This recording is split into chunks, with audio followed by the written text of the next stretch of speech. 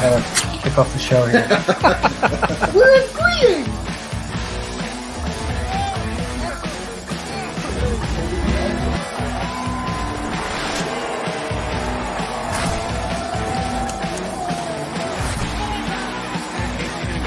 So cleaned up.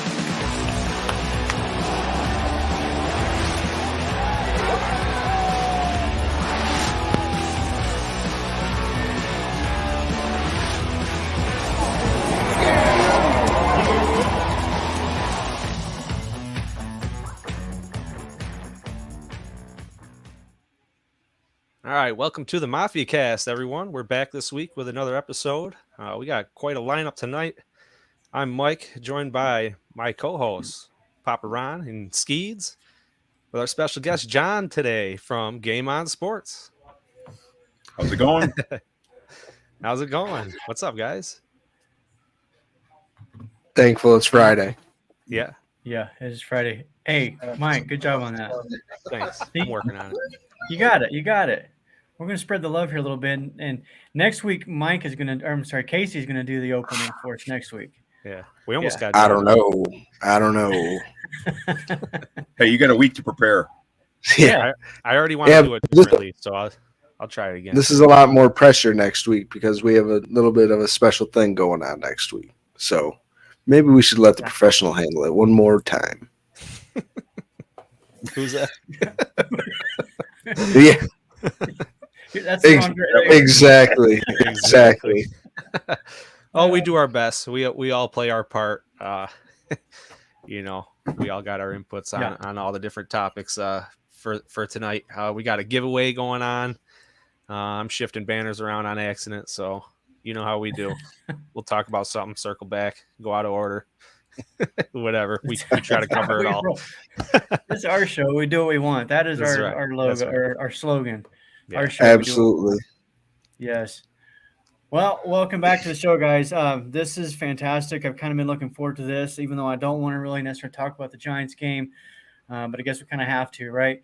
Before we do that, again, welcome back, John. Appreciate you having on, being back on, and this is going to be pretty much a monthly thing, I think, going forward, and looking forward to future endeavors with John and Game On Sports.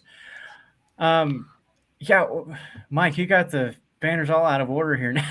I don't know. I was trying to select something and I shifted something. So good luck. Okay, so yeah, that's me multitasking.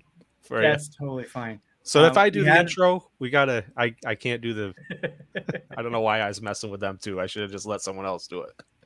Yeah, well, I'm pretty sure you deleted something. Let's talk about the Giants game. All right. We had a banner for it, but that's okay. We don't need banners around here. Let's get into this. So first of all, I'll start with you, Casey, on this one. So I know the banner was something to the effect of the good, bad, and the ugly. So give it to us. What do you got? There it is.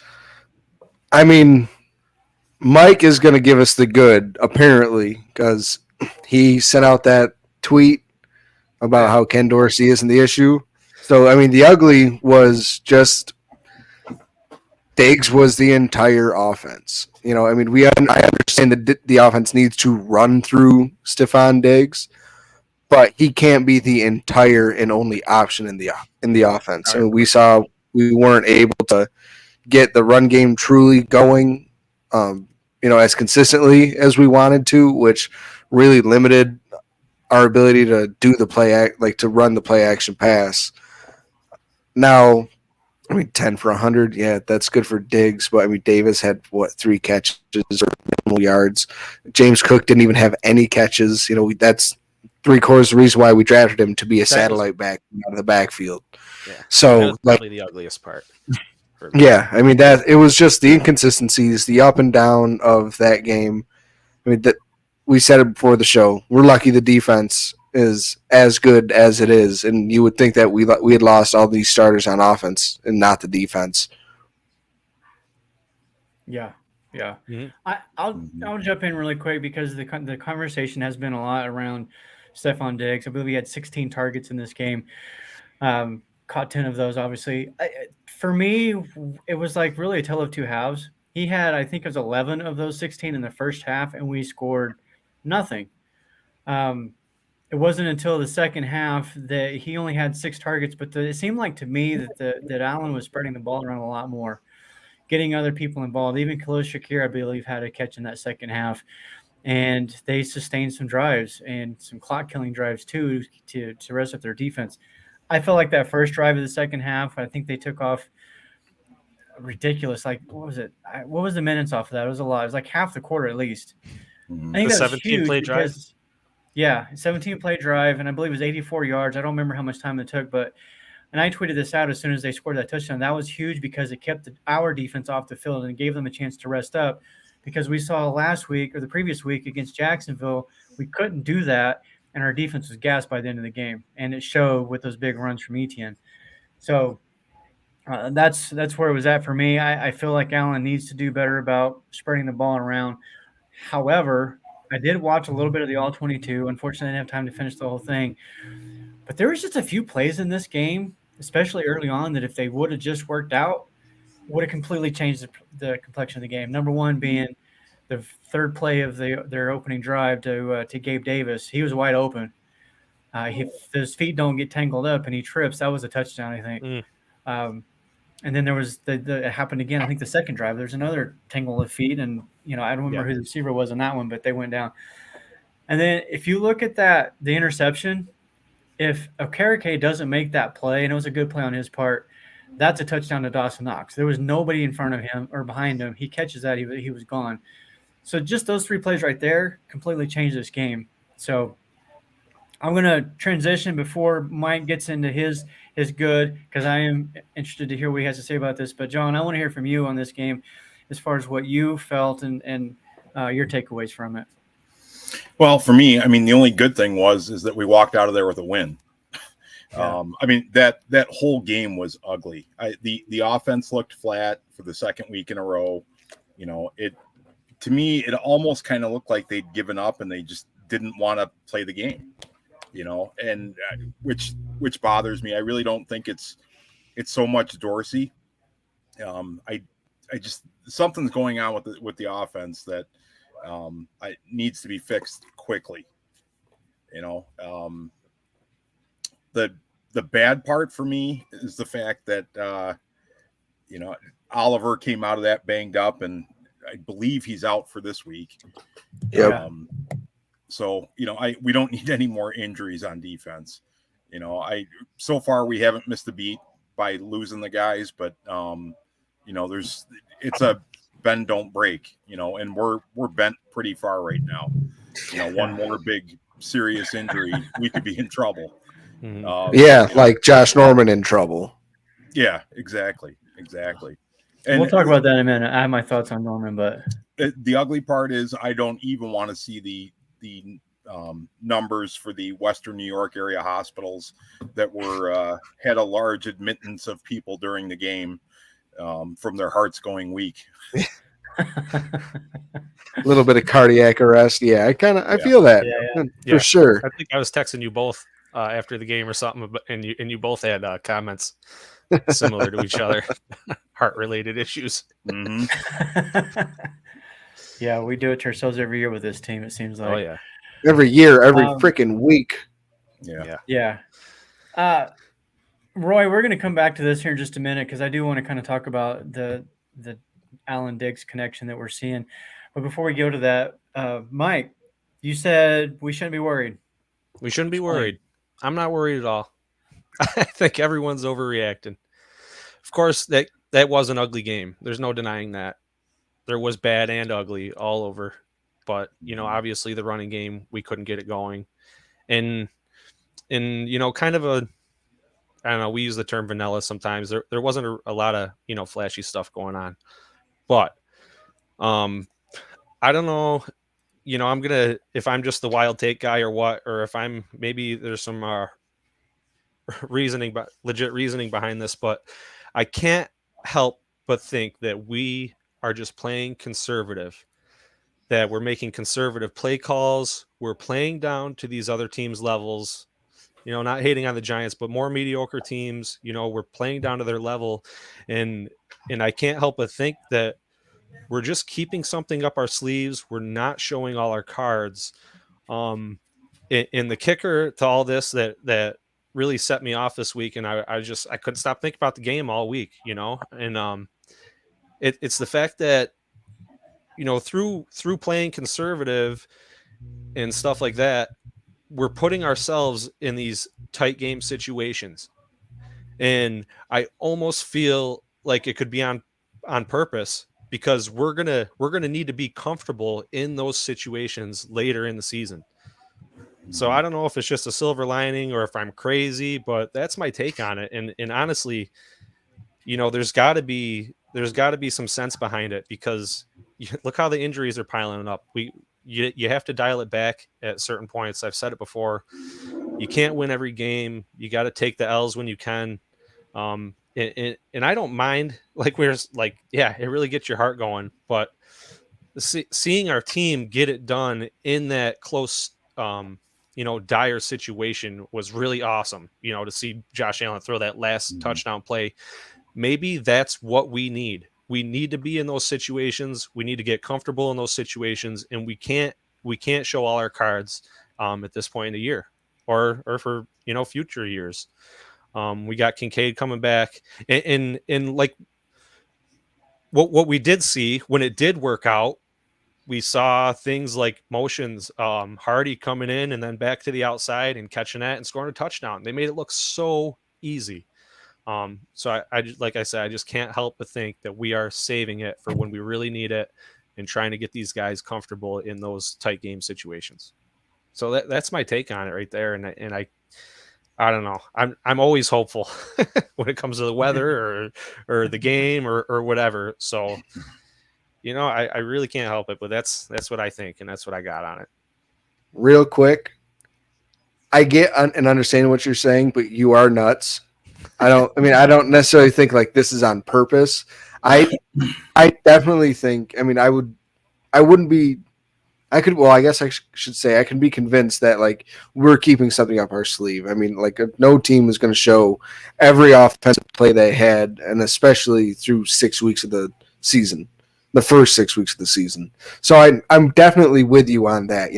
Ken Dorsey, and we haven't seen one like a trick play this year. We haven't seen like really too many jet sweeps. So I agree with you on that, and the fact of like being in that tight game again and being able to close out that game. We've seen Josh been able to do it. Now it's kind of like the defense has to catch up and learn to do that themselves, because what lost us 13 seconds? The defense. Right. I understand like they have to play the play that's called, even though they may not agree with it and it may not be the right play, but like they still physically gave up those yards and those points. So it's just one of those things to where it's like now maybe Mike is right, and it's time for them to learn to be in that situation and close out the game instead of Josh having to have the ball last in order to win the game. Yeah. Like I'd feel more comfortable if we won a bunch of one possession games, the rest of the year, than going into the playoffs, going on a team and then losing terribly to a not so good team. There's no, I just doesn't make any sense that we struggle with teams like that, and then we can compete with the best. Handle that. One possession games for the rest of the season, we cannot handle that. Us old guys, our hearts would explode. I'm right there with you, dude. I'm 27. My heart will explode. 27. Did you not just guys get used to playing I ate like before coming down here? I'll just add this. So last year, I heard a lot of that sentiment too with Ken Dorsey. That we're just saving it. We're just saving it. We're just saving it.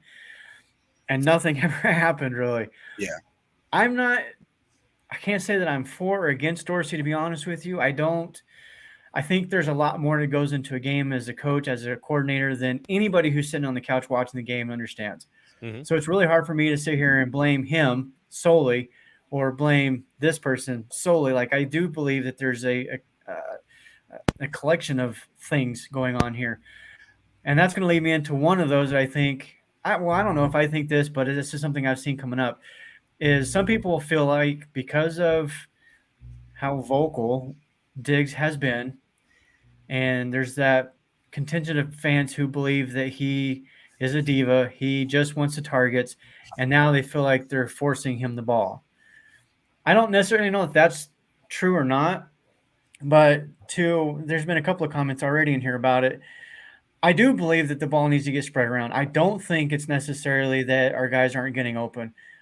I think there's been multiple plays that I've seen, just even watching from my couch too, where Allen is not finding the easy throw. It's there, but he's not seeing it, and I don't know why. I don't know if he doesn't trust the offensive line still. I don't know if like maybe going even for the that home injury run. he got last year. Maybe there's more to it mentally than we're even believing, because now Allen's like, okay, I'm going to drop back on get this ball because I am not going to get hit again, or at least not going to get my arm hit. And well, before I get into the next point, just hear from you guys what you guys think about that. Is there an issue with Allen needing to spread the ball around, or are you guys good with him feeding Diggs all day long? John, go ahead. I'm not good with it at all. Pretty much the whole game this past week, Diggs was double covered, and so it left somebody open. Whether you're sitting on your couch watching it or at the game, you could see other guys open, and it, like you said, Ron, I think in certain cases he's kind of forcing it to Diggs. But the other thing that nobody seems to have brought up either is there's been a lot less designed runs for Josh this year, which that was my next point. Yeah. Okay. Which, I'm sure it's probably Dorsey and McDermott, trying to protect their quarterback a little bit and make him a little bit smarter, or maybe, Josh has matured enough to the point where he doesn't want to get his, block knocked off every other play, or, doesn't want to or shouldn't have to put the whole team on his shoulders, and going to Diggs. I mean, Diggs is the best player on the team that's not a quarterback, so I can't really fault him for constantly going after him, but you got to mix it up. You got to spread it up, and teams are going to catch on to us, and one of these days, the double teaming Diggs is going to work out, and it's going to cost us dearly. Well, we've seen that happen with, playing the Jets. That's how they know. That's how they beat us. They Sauce Gardner on Gabe Davis. That's a wash. Then you put, a shell coverage on Diggs. He can't go low. He can't go high. Now you're down to your third options at receiver and running the football. So that's where Josh needs to learn. He obviously trusts Dawson, but Dawson has been a little inconsistent this year, but he does, in my opinion, still deserve more targets than he's getting. And again, back to James Cook, throw him the football. We all saw that third down play on Sunday to where it was 3rd and 8. James Cook was wide open, 6 yards downfield. Nobody even near him. Josh could have dumped it down, but instead ran out of the pocket and threw an incomplete pass. And it was just Josh still has that tick in him to where he just refused to take the dump down. He just doesn't want to throw it under 7-8 yards. Mm-hmm. It's just something in his head. Get in between. Well, it's just put it in between 8 and 20 is more that's a normal throw to him compared to a regular quarterback whose regular pass is 6 to 15. So just because that's purely, well, yeah, and it's all based on arm strength, and exactly the point about Tua, So it's just one of those things where Josh just doesn't even think to look down there because he's not used to throwing down there ever, or having a running back that could actually catch that pass. He's not running either. Some of them short passes too. He puts a lot of zip on them, and when you're only throwing it, not that many yards, it's hard to catch. I think that they saw Josh try to hurdle 3 times in the first 2 games, and they were like, "Bruh, you're in timeout." I truly feel like they were like, "All right, if you're gonna do that, you haven't learned. You haven't learned a single thing." So we're just going to take it out.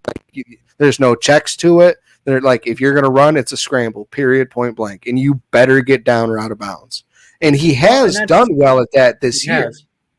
Been sliding a lot. So Yeah, That's it's my just the point. designed runs that aren't being put in there. But he still has the same rushing stats as he's had his entire career. So what's the harm in it if they're not calling it? What's the harm in not calling it? Yeah, if he's going to have the same, or what's the harm? Yeah, If the defense doesn't have to plan for it, that's a weapon you're taking out of the game plan.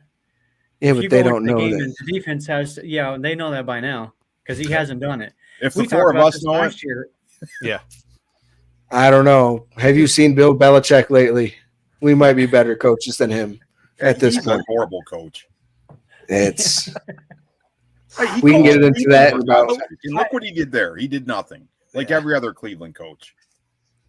He's The only closing in reason on that. he won is because of Brady, plain and simple. He's closing in on 2 records, right? Golf clap on that. Not 'cause just I'm the with most you, I wins. agree. The most And losses. the most losses. And he's going to hit that most losses before he hits the most wins. And then they can get rid of him. So going back really quick to the Josh Allen running thing, there's been even a few times throughout this season where if you watch the All-22 or even if you don't and you're just looking at the what you see on the TV screen, he's had opportunities to run for first downs and he doesn't do it. Like I don't know what's going on in his head, but he has stopped running as much as he has. I don't know, to your point, Casey, I don't know the exact numbers this year as far as his rushing yards, but it doesn't seem like has any desire to run right now. And I don't know if that's the coaches telling him, stop, you're not allowed to anymore. I have a hard time believing that Allen, being the competitor that he is, saying, okay, coaches, I won't run no more. I just don't believe that. I don't buy it. I think there's something else in his head maybe that's telling him, that's keeping him from doing that. I don't want him to hurdle people. I don't need him to bulldoze linebackers. But come when on. there's Give me one 15 yards of bulldoze. green grass, take it. Get that first down and get against Jacksonville. I know there was a couple of those in those first 4 drives that they punted. I think they ran a total of the first 2 or 3 and outs, and then I think 4 plays and 6 plays after that. There was a couple of those where he could have extended the drives if he'd have just ran. Like it was there to be had. Mm-hmm. So I don't know. I don't want to sit here and pile on Josh Allen, but I do think that some of the blame needs to be pointed at him. I do think some of the blame needs to be pointed at Dorsey. That draw shotgun run, I don't care what he says about you're setting up somebody. That play is just not working. Thurman Thomas even tweeted out as much, and his son said it too. Like, stop running that play. It does not do anything. But I also think some of it's on the other players. I don't care what play is called. Football is really easy. You beat the guy across from you, you execute the play, it's going to be successful. They're not executing the plays successfully right now, especially a lot of times in the run game. Or, Davis isn't getting open as consistently as he should. Or maybe it's the slot position, which the whole rotating players thing that this coaching staff has done for years drives me crazy. I don't like it. And I think that's what we're seeing at the slot position is they're not giving one guy saying, here, it's your position, go take it, do what you can with it. And you've got, 2 weeks to try to, because there's no rhythm being developed by these guys. They can't build a good chemistry with Josh Allen. He can't build that trust with these guys because they're not on the field consistently enough. He's got it with Diggs because Diggs is out there almost 100% of the time. Dawson Knox comes off in favor of Kincaid. Kincaid comes off in favor of Knox. Shakir comes off in favor of Sherfield. And it's just this constant rotation of players. And I need it to stop. Like, put your best 11 on the field and let's go. Okay, I'm done. Who's next? Sorry. And I'm just sitting back like I don't care what you do as long as we make it happen when we really need it. Mm-hmm. I'm just along for the ride. I'm not going to overreact like everyone else. That's I shouldn't say everyone else. I'm with you. I don't want to. I mean, they went through and, part of the reason for drafting Kincaid was to kind of take that slot receiver position and what Beasley used to do. And, we haven't seen that all year. Mm-hmm. We saw we saw like a little bit of that, flashes of that in training camp. Yeah. But nothing has translated to the regular season with those guys. I don't know. Yeah. I think we all would have lost it. Conservative and just not showing. I don't know. I think we all would have lost a bet saying that Dalton wouldn't have a touchdown this late in the season. I think we all four of us would have taken the under on that one. Yeah. So definitely. I would it's expect just, that I mean, now. but granted, he should have had that. He should have had a touchdown against the Raiders until he got absolutely whomped on like trying to make that catch. Yeah. Okay. You're talking about, you brought up Kincaid, so let's go ahead and transition towards that because I do want to talk a little bit about him and Dawson Knox. I can't remember the exact target numbers, target shares. They were pretty much close to 50-50, I think, at one point before Kincaid was out last week. But I want to say Kincaid has had like 18 targets, 19 targets, and he's caught all but one. That third down play last week against the Giants, it would have extended the drive, ended the game essentially. That I know it wasn't a great pass, but Knox's hands were on it, both hands on it. Do you think Kincaid catches that? No, man, No. that's hard. Like that's hard to say. That's like, a hard catch for anyone, I think. Yeah. I mean, that was a little bit short. It Is he wasn't like- easy. No. Yeah. Is he going to risk But- his body more because he's younger, newer in the league? No. He has better hands. I Lay don't down think on the anybody's accusing Dawson Knox of having soft hands. I'm sorry. At this point in his career, it's just who he is. He's not going to catch 90% of his targets. He's just not. And so I started kind of questioning this earlier in the week. Maybe it's time we roll Kincaid out there and give him the number one tight end role, and let's see what he does with it. Because you're right. Throughout training camp, practices, the preseason games, and I know against preseason you're going against a lot of backups and whatnot, but he showed a lot. Like he was all the rage and throughout the whole offseason or training camp and everything. So let's see what he can do. Like let's really open up this offense and see what he can do. And again, stop with this rotation. I'm all for the 12 personnel. I do like the 12 personnel when it's working out, and they've actually done pretty good in it. But I want to see Kincaid start to get more targets and be maybe that number 2 or 3 in target share on this offense. Everyone does. Mm-hmm.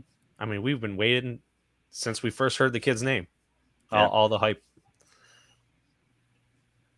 It just hasn't translated yet.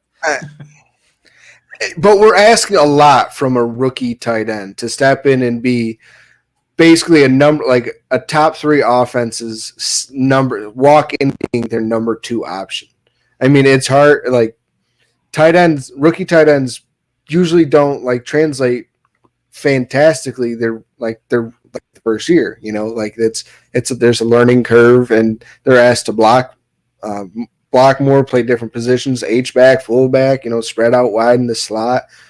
So it's a little bit of a mix of that and Dawson is good. And the fact that we paid him that money, last year, 2 years ago, you can't not put him on the field. So I think it's. Do you think he's earning his pay right now? No, I don't think many people would say he is. Yeah, But it's also, that's another point to where is Dorsey Josh giving Knox the opportunity to make that money? Yeah, right. Yeah, I don't know. I want to see a little bit more explosiveness out of this offense. I wouldn't even mind seeing Dorsey come out and just let's run some 2-minute no huddle type stuff for a couple of drives and see what happens in the first quarter. How about that? And just make a statement and run away with it. Like, come right out, open up the game in the no huddle. And I'm not trying to be some kind of homer because the 90s Bills were so good in it. That's not why. It seems to me like if you look at the numbers, Josh Allen at the end of halves is really good. Like his quarterback rating and everything is off the charts when he's in that type of a situation. So open up the game that way. Let's see what happens. I'm not saying do the whole game that way because that does put a lot of pressure on your defense, and I understand that. But let's see a drive here, a drive there. Just come out like we're going downfield, and let's hope you've got the guys that can keep up because we're not stopping, kind of thing. I want to see something different with the offense. I saw some plays in that second half last week that I really did like, but there was a couple of stats that I want to bring up. One of which is on Khalil Shakir. I shared this with you guys in a text the other day, but Shakir's snap counts from week 1 to 6. This is how it goes, starting with week 1, 10%, 15%, 24%, 28, 32, and 39. Every single week, that percentage has gone up. Yet I think he's had maybe 2 or 3 targets total. From my understanding is his blocking has become elite. He's like really leaned into that role and doing a fantastic job with it. But let's get him involved in the offense as more than just a blocker too. And maybe these numbers, that continual climb, is an indication that will happen. But so that was the one thing. The other one that I thought was kind of interesting, out of 32 teams, can you guys guess where Buffalo ranks as far as pre-snap motion? How many times they use it? Dead last. Within the bottom 5. Yes, bottom 5, Yep. and I believe it was 26 or 27. Third from the bottom, right? Yeah, it was somewhere really low. It was definitely the bottom 5. And the point that was brought up was they were comparing that to Brian Daboll, because everybody wants Dorsey fired. And I remember when Daboll was here, everybody wanted Daboll fired. It was this constant thing. The motion percentages that Daboll utilized compared to what Dorsey's doing, almost the same. Mm-hmm. So the numbers are there for this offense too. They're putting up the stats, which a lot of people want to point to that. We're still like 3rd in this or 4th in that, whatever. Mm-hmm. But I think those numbers are skewed because you look at those middle 3 games, we were lights out. But then you look at the Jets, Jacksonville, and the Giants, the lights were turned off. They forgot to flip the switch. We forgot to pay the bill. Forgot to pay the bill. My dog is barking, so somebody take over. Go. Well, we have seen bright spots though. We have seen that Dorsey can do that and add those motions, in misdirections to the plays. And when we do it, it works. We've seen multiple, several teams having, this kind of scheme, those kind of plays they're running, and it works. So we've seen a little glimpse of it. So that's what keeps me hopeful. We've seen that we can do it. We're just waiting, hopefully, till when we really need it. I'm tired of waiting. Okay. I know. Tired of waiting. Yeah, that's kind of where I'm at. Like, We've all gone our entire lives waiting. I know. One before I die. One before I die. John and I have seen what it looks like to not be waiting anymore. Like, I know that didn't work out in the end, but Yeah. that's what we want. Like, you didn't see the Bills back in those days very often struggle offensively or at all, to be honest. Like, every week they're ready to play. Yep. There was a couple of games here and there where they weren't quite on it as much, but even those games, they were still, like, you couldn't say, wow, they did not show up today. That was seldom the case with those teams. And with this team, I love them all. I love this team. But it seems like every few weeks we go through a 2 or 3 game stretch where just offense just disappears. There's no rhythm. There's no what's the term that the players no urgency. There's no sense of urgency. I keep hearing that from players. Like, we heard it against the Jaguars. We heard it against the Giants. If you recognize that, why is it still a problem? Mm-hmm. We got our eyes on the prize, man. We're saving it. It's getting more consistent. Like Ron said, the last few years, there's always been a game here or there that we've kind of sputtered a little bit, no sense of urgency, and we just, for whatever reason, didn't look like we were really into the game. But now it's getting a little more consistent, and they're back-to-back weeks, or God forbid, back-to-back-to-back weeks. So, and like you just said, Josh came out and after Jacksonville, said there was no sense of urgency. We realized that we're going to work on it this week, and you go right back into it. Mm-hmm. So how do you practice a sense of urgency? That's Other what I than was gonna say. purely scrimmaging to where we saw it in training camp where they would it was basically a 2-minute drill. They would put the ball down at a certain spot. If you threw an incompletion, I think it killed the drive. Like, they had all these little rules that like the offense and defense both had to follow. And like, that's how they started practice. Like, that's the first thing they did, like right after stretching.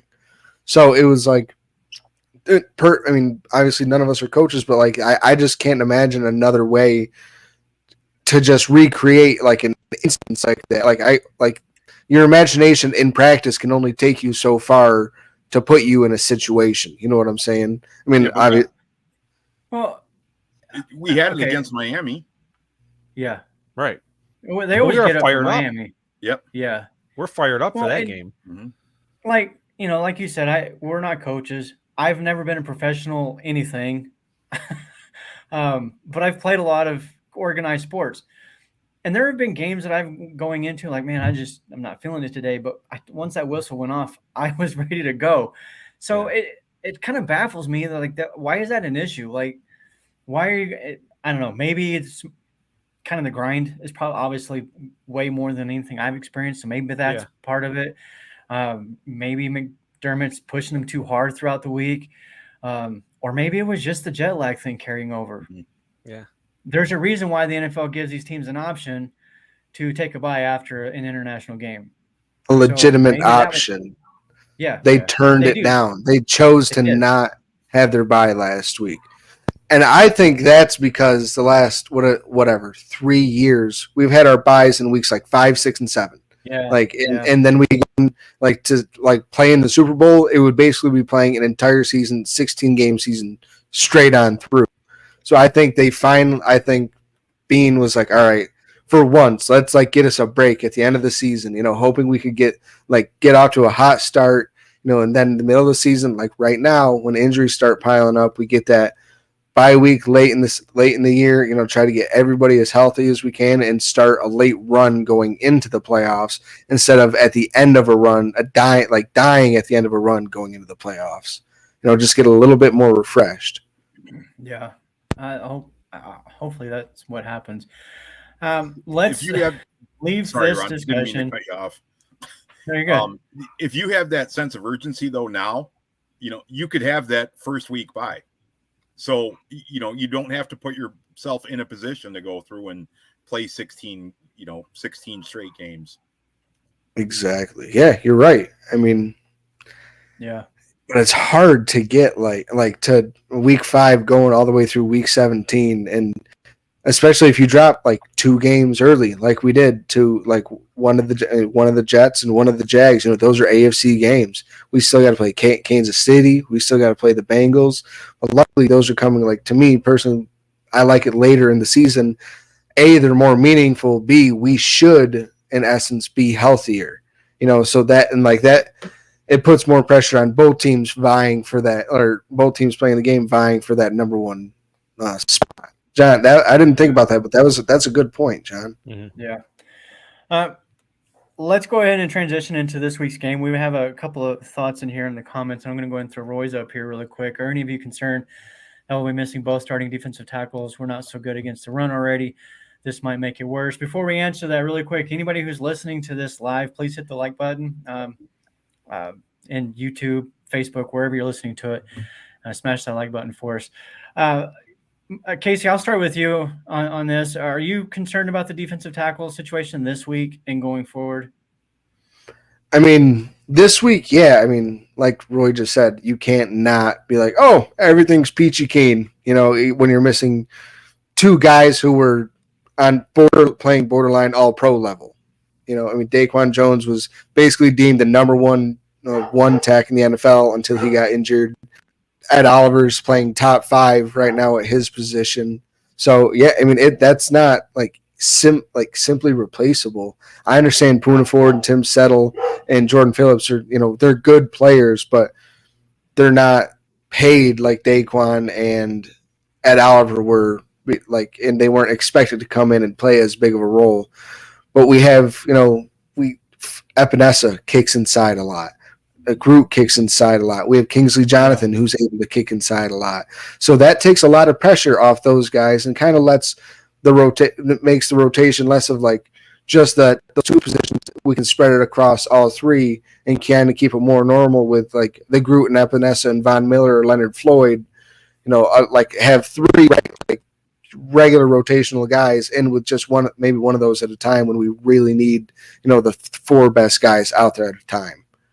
So, I mean, this week, yeah, it's a worry. We know Bill Belichick, he'll find what you're bad at and he'll exploit it. He'll take away your best thing. And we have we give up a big run every week. So Belichick's philosophy is going to be just keep trying.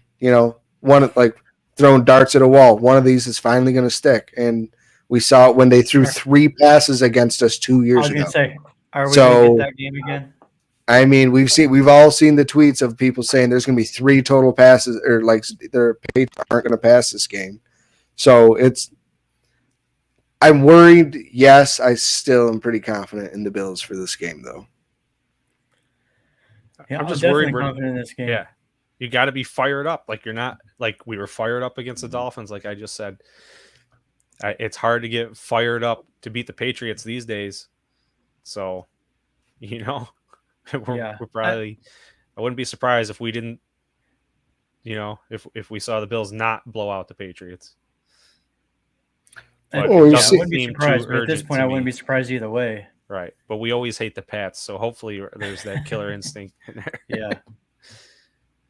I'm going to throw this up here really quick. It has nothing to do with what we're talking about, but Spin, Roy, they're having a conversation in the chat about fantasy football. Can't believe people play fantasy before the internet was a thing. It was back when the newspaper put out. Yeah, I was one of those guys. Just wanted to throw that out there. Not me. That's insane. That's insane. Hey, I don't know how you did that. I've been doing fantasy football. You don't know how we used rotary phones either, so Not this again. I have. Back to the rotary phone. All right, John, what do you think about the defensive tackle situation? I can't believe I'm saying this, but I'm going to go back to like 35 minutes ago during this conversation. Like I'm more worried about the offense. The defense is doing their job. Against Jacksonville, I mean, they had to go on the fly with Milano going down, and they went through and they did not miss a beat. And then, this week we had a week to prepare, and they held their own. I mean, granted, it's the Giants; they're not a big powerhouse offense, but I mean, they kept us in the game, and they held them to 9 points, which I don't care if it's Daniel Jones or Tyrod Taylor or the mac and cheese guy that we got this week.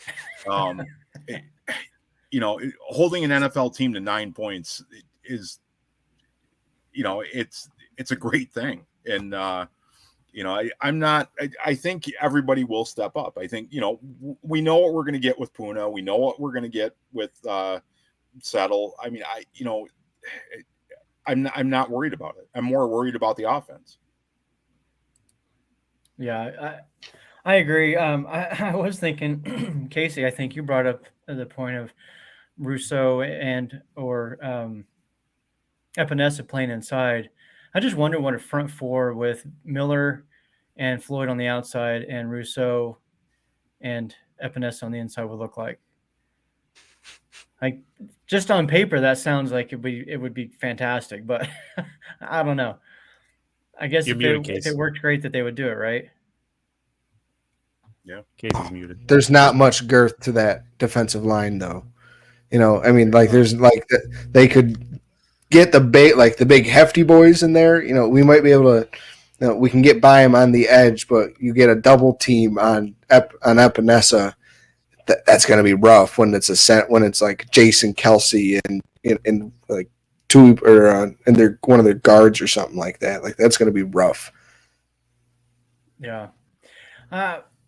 Is there anything about this game that really concerns you guys? Like if you're just looking at this going into Sunday, is there anything you like? Wow, if the Patriots do this, we're in trouble. No.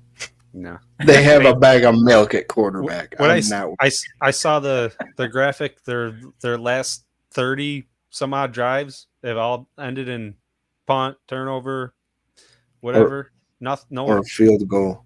Yeah, unless Bobby Boucher comes running out on the field, I'm not worried about it. It might take he and Forrest Gump to stop Josh in Foxborough because, even he joked about it last year. He was like, I play pretty well here, and I'm sponsored by Gillette. So, I mean, who really plays here? Yeah. Mm-hmm. So I do remember that. Yeah. This is going to be a game. I think the one that we all expected last week. to where Josh gets hyped to play the Patriots and to play one of the like a coach who's considered the best defensive mind to ever coach in football, and Josh seems to be his kryptonite. So it's this is going to be a really fun game to watch, I think. And just so you know, you three know, John, I don't know if you know, I am going to be buying a pizza on Sunday. Oh yeah. So we're going back to this. We are going back. That up because I wanted to. The tradition just has to continue. For everyone watching, listening, every game that we've lost this year, Casey forgot to buy a pizza on Monday. The last, I hand to God, the last 3 years, every football game that the Bills have lost, I've either made a pizza or I haven't bought a pizza. But every single game we've won, I have bought a pizza to eat and watch the game with. So I don't have a freaking choice at this point. I'm about to get fat for you, Bills Mafia, so you're welcome. That's great. I'll take some more pizza too. Yeah. Let's there's not really a whole lot, honestly, to talk about the Patriots. We'll get into our score predictions here in a little bit. Mm-hmm. Let's kind of transition a little bit. This has been, I guess, in the last week, maybe 2 weeks, there's been a lot of different talks about a lot of different players being traded to Buffalo. And I don't necessarily want to talk about specific players in this instance, but I do want to talk about the positional situation. Like, is there a position, if Bean's going to go make a splash trade, what position do you think it needs to be made at? I'll start with you, Mike. Running back? Linebacker? You're just gonna start throwing them all out there. I don't know. Just because I saw crap about Derrick Henry. I don't think we're doing any of that. I really don't. But I say running back because Damian Harris just got shaken up. Hopefully he's doing well, and we're gonna get him back in a reasonable amount of time. But that concerns me a little bit. I like the trio we had going on there. Obviously Milano, huge injury. Mm-hmm. But I can't get behind this whole wide receiver thing. I feel like we have the talent there. So on cue, yeah. And that's right on cue with the comments. So yeah, so that's I'm not worried about it. Corner, not right wide receiver though. Corner's where I would go. We have the talent. We just got to scheme it up and make it work at the wide out position. I'm sorry. Roy just put up this comment. We all just saw it at the same time. With my ex. She's not available Sunday. So oh my God. Find her. That's some good stuff, Roy. So what does your current girlfriend say? Like, that's what I'm curious about, Roy. Well, maybe he doesn't have a current. He's just hanging out with the ex. He's just hanging out with the boys. Sounds like she's like not maybe a Y, not a whole X. Yeah. Okay. Anyways, that's getting clipped. No. Yeah.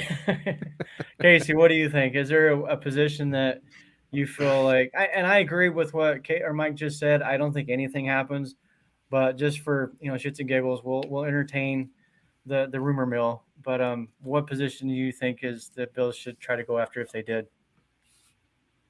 I mean,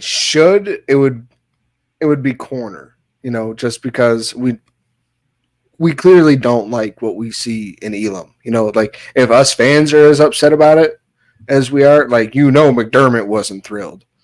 So, and can't be all that confident. Again, he was a healthy and active the first however many games before we knew him for a reason. He's just not playing well. And we talked about it last week. We think it's just in his head. It's just one of those things to where he can't get out of his own way. It looks like he's out there thinking too much, playing too conservative. So in my opinion, you go out and you get a depth corner, not somebody who is in there in order to compete with Dane Jackson or Benford for that next for a starting spot, but somebody just take over that number 3 spot if needed. So, yeah, this conversation over here is getting distracting. Yeah, well, we already brought in Josh Norman for that depth situation you're talking about.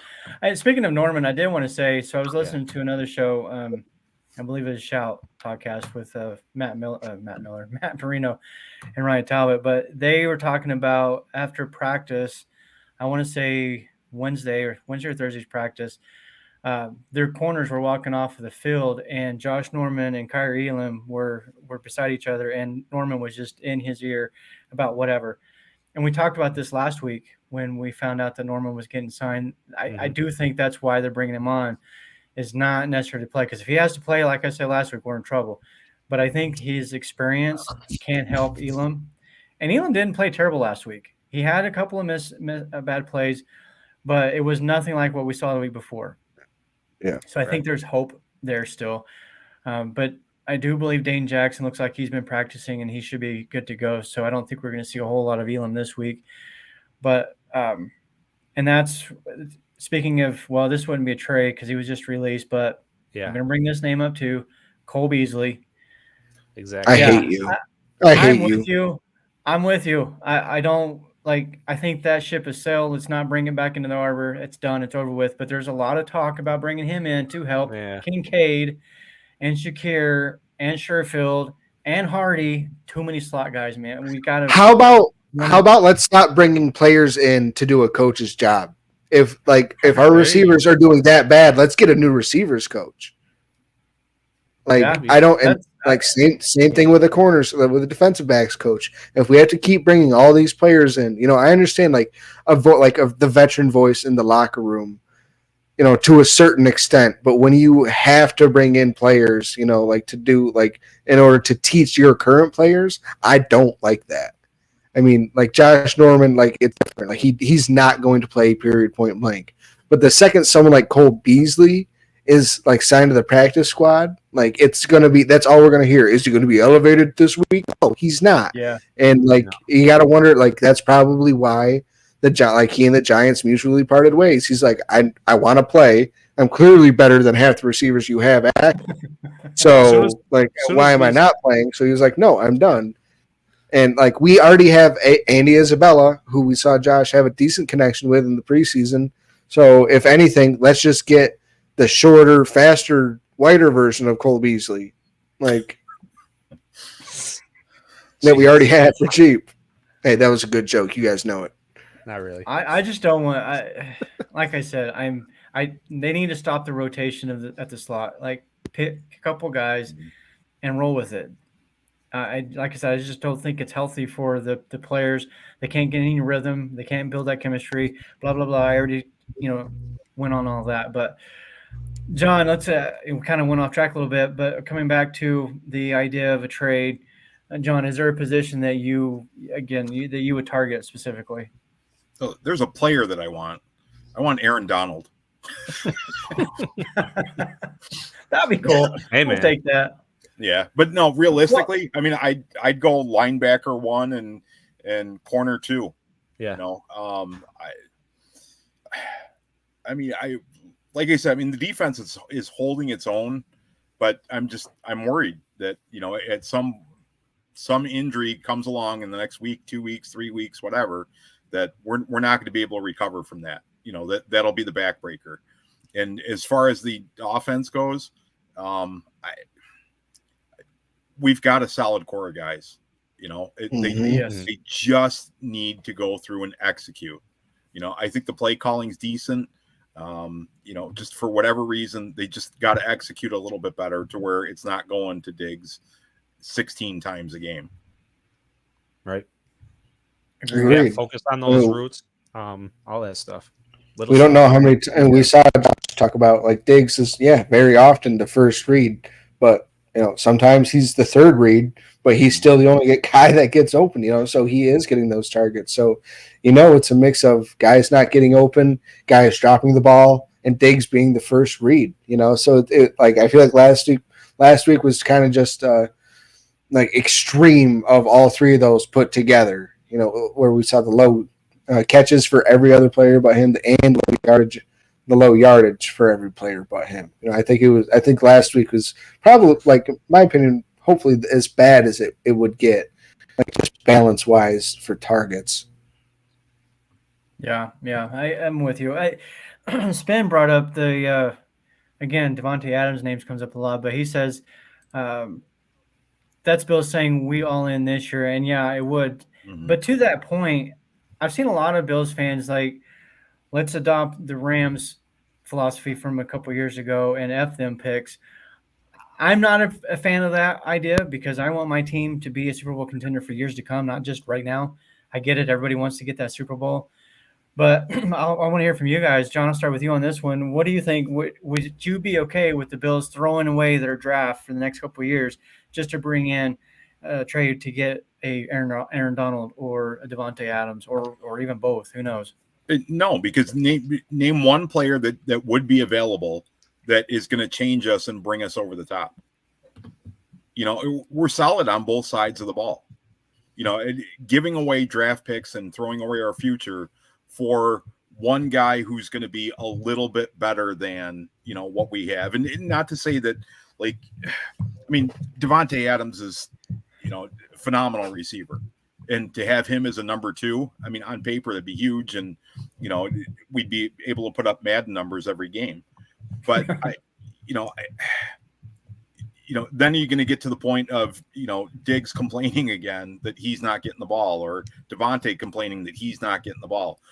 Part of it's chemistry, you know, and I don't see one player that we could bring in that is going to take us over the top, and then we're going to be stuck for the next 2, 3, 4 years without our picks, or, you know, without half of our picks or whatever.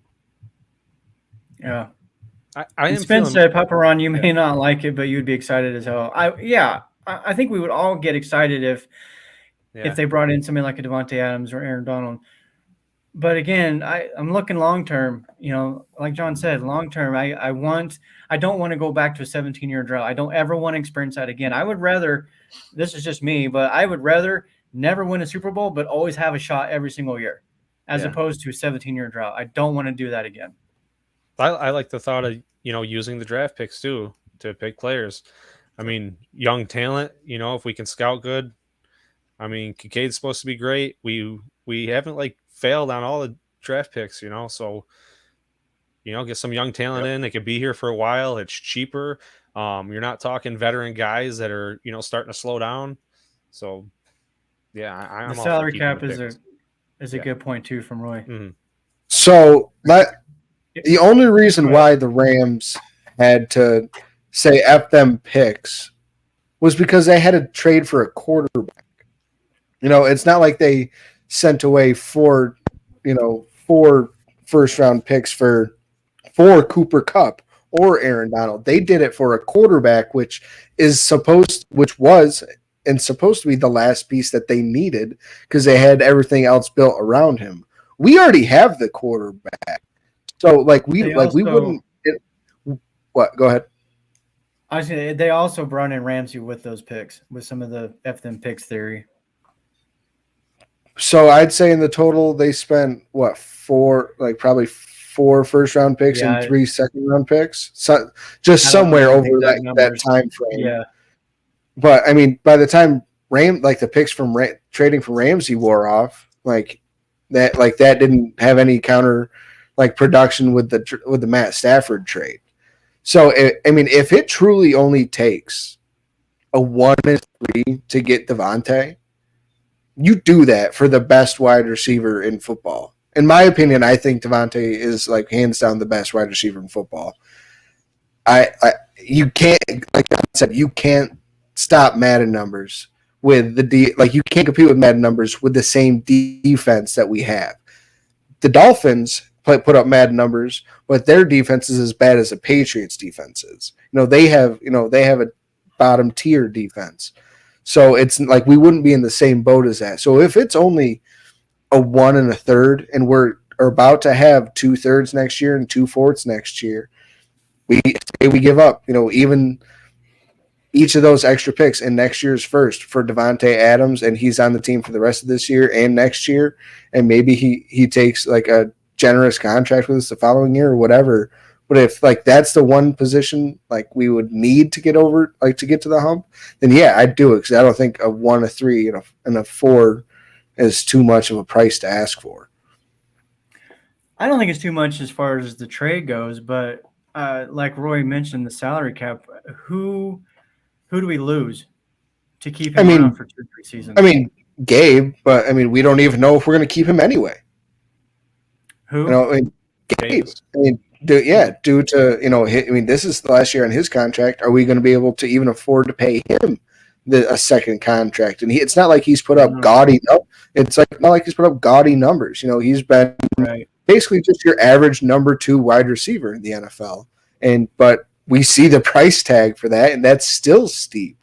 So it's just one of those things that it's like, I mean, would you rather just toss like a halfway decent paycheck to Gabe, or would you rather, like figure out a way to pay Adams all that money, and know the kind of player you're going to be getting in Devontae Adams?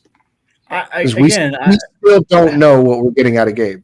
Yeah, I would have no problem with Adams on the team, but you're to pay him, Diggs, and Allen what they're going to command, and who are you going to lose? It's going to be more than just Davis. Guarantee you. There's going to be other guys in this roster that they would not be able to resign because we have so much tied into those 3 guys.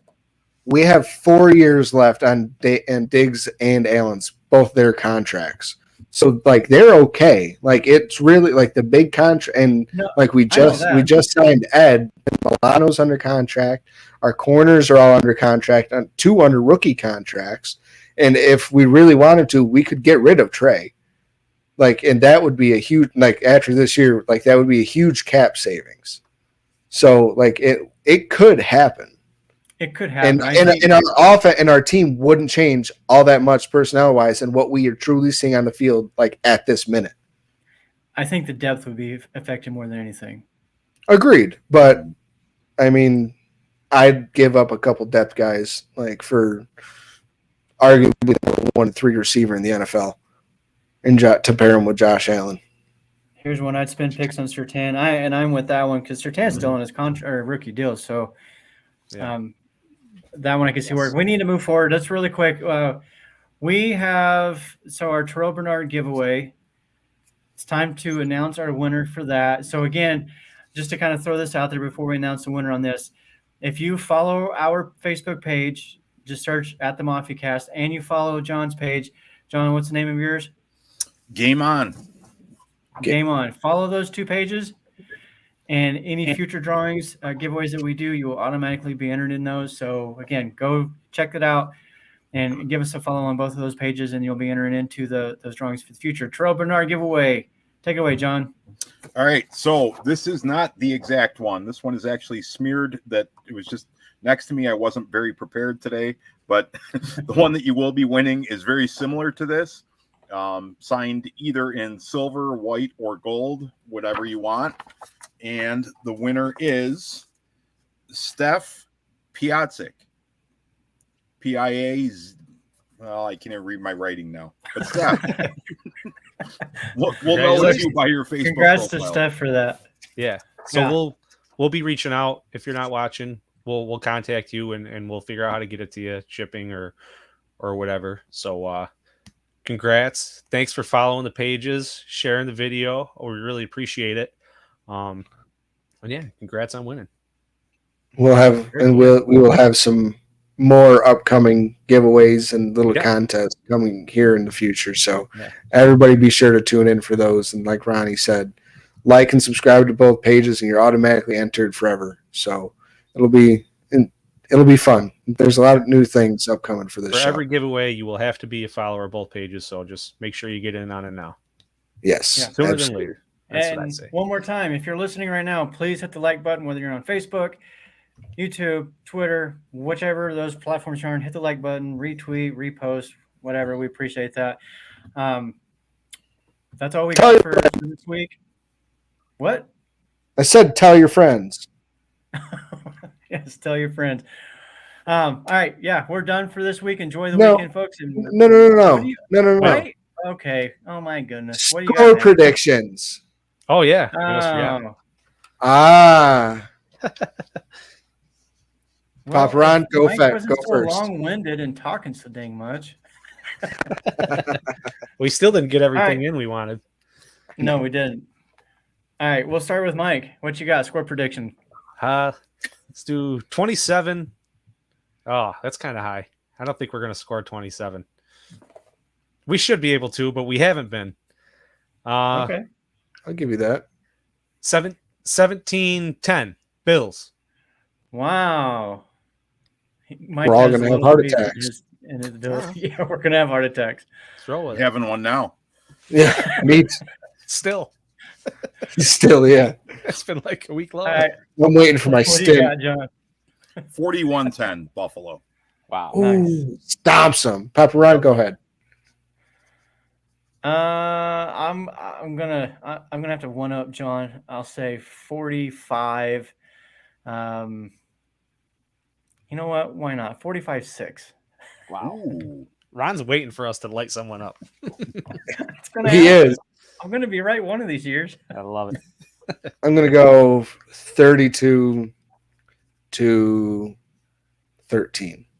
Did you say 322 to 13? That's what I heard. Yeah. I thought he was going to say No. 32 to 32-13.